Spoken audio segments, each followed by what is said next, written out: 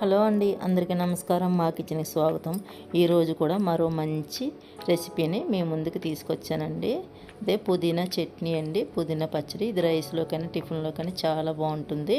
నేను 2 కట్టలు పుదీనా తీసుకున్నానండి. ఇలా ఆకులను కోసుకున్న తర్వాత వాటర్ వేసి 2-3 సార్లు శుభ్రంగా కడగాలండి. ఎందుకంటే మట్టి ఇసుక ఉంటుంది, అందుకని శుభ్రంగా కడగాలండి. మళ్ళీ నీళ్ళు ఇలా వంపకూడదండి. ఆకులు మాత్రమే తీసుకుని నీళ్ళు అనేవి వంపేయాలి. అప్పుడే మనకి ఇసుక అనేది కిందకు వచ్చేస్తుంది.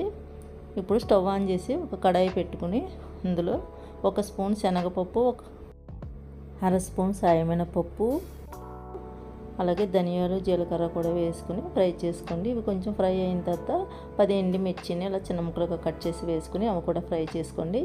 ఇవి ఇలా ఫ్రై అయిన తర్వాత ఒక గిన్నెలోకి తీసేసుకోండి. పోపు అంతా తీసేసుకున్న తర్వాత అందులో కొద్దిగా ఆయిల్ ఉంటుంది కదండి, ఆ ఆయిల్లోనే ముందుగా కడిగి పెట్టుకున్న పుదీనా అనేది వేసుకోండి. ఇలా పుదీనా వేసుకుని ఫ్రై చేసుకోండి. కొంచెం ఫ్రై అయిన తర్వాత 2 టమాటాలని నేను చిన్న ముక్కలుగా కట్ చేసుకుని వేసుకున్నానండి. పుదీనా అనేది ఫ్రై అవ్వాలి. చూడండి, పుదీనా అనేది చాలా వరకు ఫ్రై అయింది కదా. ముందుగానే 2 టమాటాలని కడిగి పెట్టుకున్నానండి. ఆ కడిగి పెట్టుకున్న టమాటాలని చిన్న ముక్కలుగా కట్ చేసుకుంటున్నాను. ఈ పుదీనాలోనే వేసేసుకుంటున్నానండి. 2 కలిపి వేగుతాయి.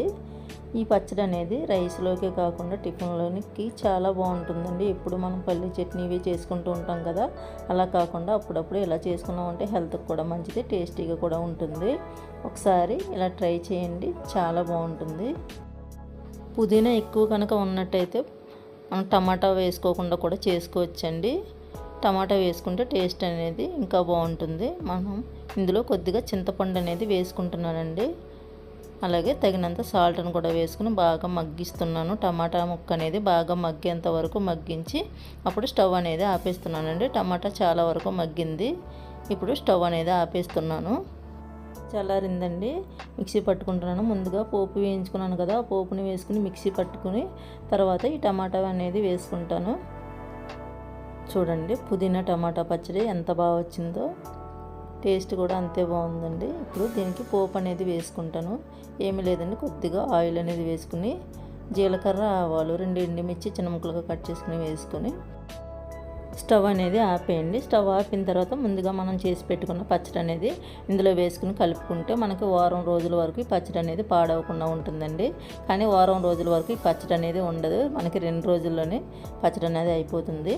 వీడియో నచ్చితే లైక్ చేయండి, షేర్ చేయండి. మరెన్నో మంచి మంచి వీడియోస్ కోసం మన ఛానల్ని సబ్స్క్రైబ్ చేసుకోండి. Thank you.